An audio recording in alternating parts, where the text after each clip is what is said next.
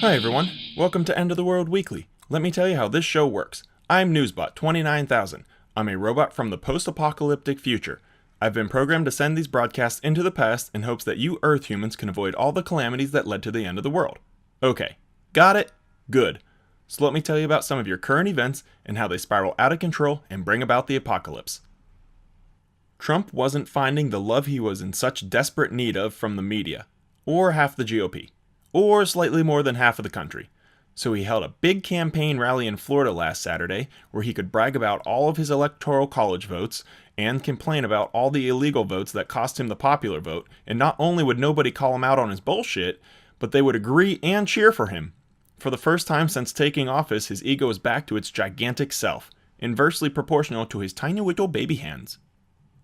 At the campaign event, Trump mentioned widespread violence in Sweden due to the country taking in so many immigrants and refugees, a claim that was totally inaccurate, but Trump saw it on Fox News, so he repeated it without consulting his diplomats or advisors. Which leads us to Monday night, when riots actually did break out in the northern suburbs of Stockholm, just 2 days after Trump brought up the increasing hostility in the country. Which begs the question, was Donald Trump able to see into the future? How long has he had this ability? Is this why everything he said sounded like nonsense? He was just talking about events that hadn't happened yet, and he didn't realize that they hadn't happened yet? Or maybe he was giving a hint to his conspiracy-loving loyalists that he knew the riots were going to happen, and he wanted to clue in the public without alerting the shadow government that was pulling the world's strings. Obese Americans rejoiced on Tuesday when the Burger King announced he was merging his kingdom with the Popeyes Chicken Nation of the South. The union of the two realms meant that plump Americans would no longer have to suffer making 2 whole stops to pick up 2 different kinds of fast food. Now the portly Earth humans could grab all the food they could stomach at one location and get on with their extremely busy and active lives. Last Thursday, a 47-year-old polygamous man was charged with aggravated murder for sending 2 of his wives to murder a teenage girl while he was in jail. In 2014, the man was in prison for sexually abusing the teenager, and 4 days before his trial for the crime, 2 of his wives went to the 14-year-old's home and attempted to murder her, so that she wouldn't be able to testify at the trial. The 2 wives were dressed in ninja attire and equipped with multiple weapons. Luckily, the teenager's mother's fiancé was in the house and held a sword on the women until police arrived. Once released from prison, in the twilight of his years, the old man turned to fucking beehives, believing he was fulfilling a prophecy his God had shown him. But the actual vision came to him while he was high on industrial cleaners and masturbating with sandpaper in the prison's woodshop. On Wednesday, NASA announced it had discovered 7 Earth-sized planets orbiting a star 40 light-years away. After further investigation, astronomers learned that some of the exoplanets could sustain life, but due to the breakneck pace at which they circled their star, only the most extreme of speed demons could survive there. Mirroring the plot of a bad movie, NASA got to work training America's NASCAR drivers to be astronauts, because they were used to going around in circles real fast while not actually going anywhere. And that brings us to our Alternative Facts of the Week segment. Let's get started. Alternative fact number 1.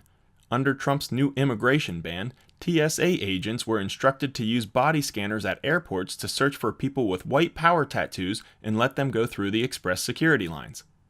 Alternative fact number 2. This week it was proven that there was a pot of gold at the end of every rainbow, but they were all guarded by former members of the Backstreet Boys, not leprechauns. Alternative fact number 3.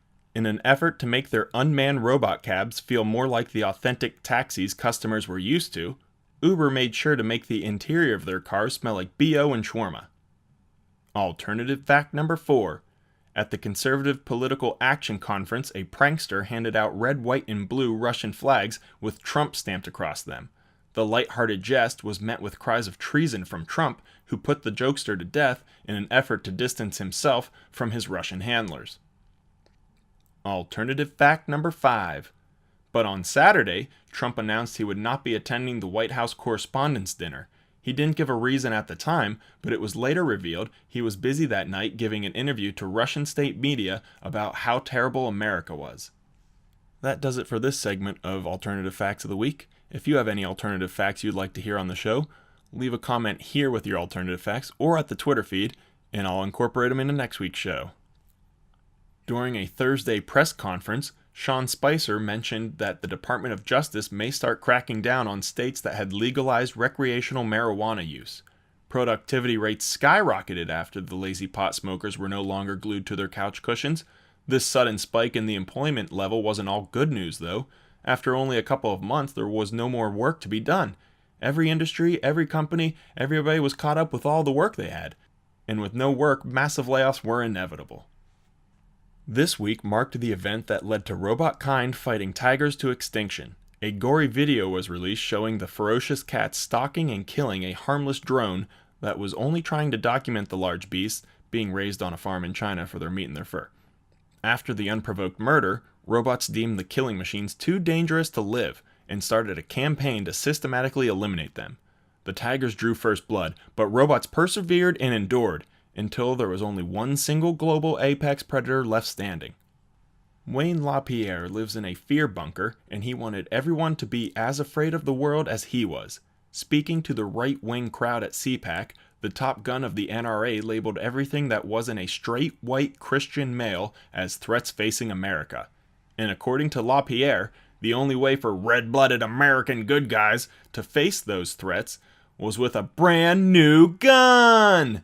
And of course, all of these fears and perceived threats were completely justified and not just fear-mongering in order to sell more deadly weapons so LaPierre could add a yacht to his bunker. I wonder what happened in LaPierre's past that made him so afraid of everything. Did this guy grow up having a reoccurring dream that Godzilla was raping his mom and he wasn't able to save her because he didn't have any guns? Well, that does it for this week of End of the World Weekly. Thanks for tuning in and I hope you enjoyed. Be sure to like, comment, and subscribe. You can also follow us on Twitter.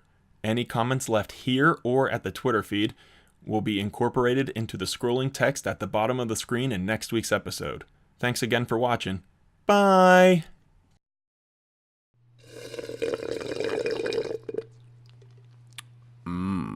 Delicious.